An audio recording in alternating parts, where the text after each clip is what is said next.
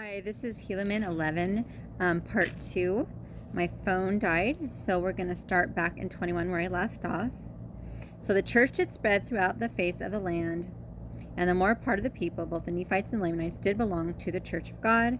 They did have exceedingly great peace in all the land. Thus ended the 77th year. And they also had peace in the 78th year, save it were a few contentions concerning the points of doctrine which had been laid down by the prophets. And in the 79th year there began to be much strife.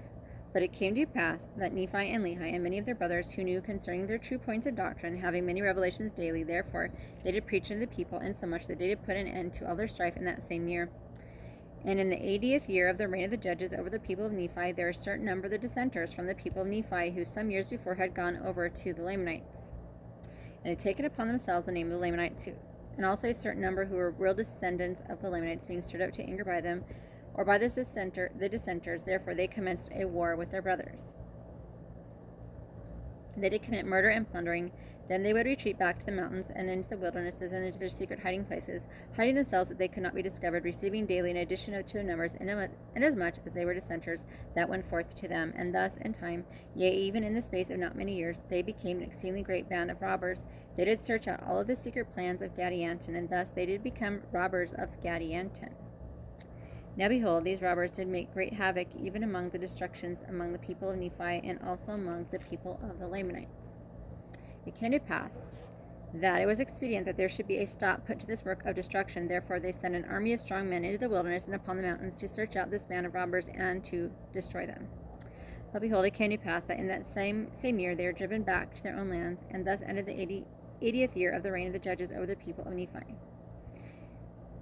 And it came to pass the commencement of the 81st year, they did go forth against the robbers, the band of Gadianton robbers. They did destroy many. They were also visited with much destruction, and they were obliged to return out of the wilderness and out of the mountains into their own lands, because of the exceeding greatness of the numbers of those Gadianton robbers who had infested the mountains and infested the wilderness.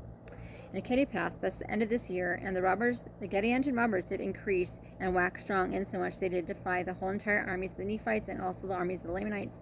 They did cause great fear to come upon all the people of all the face of the land. Yea, they did visit many parts of the land. There was a great destruction unto them. They did do great destruction unto them. They did kill many, did carry many into the wilderness, and did, more especially they carried captive their women and their children into the wilderness.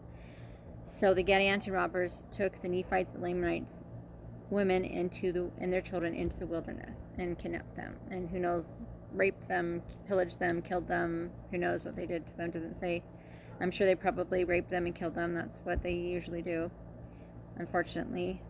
34. Now this great evil which came into the people because of their iniquity did stir them up again into remembrance of the Lord their God. And thus ended the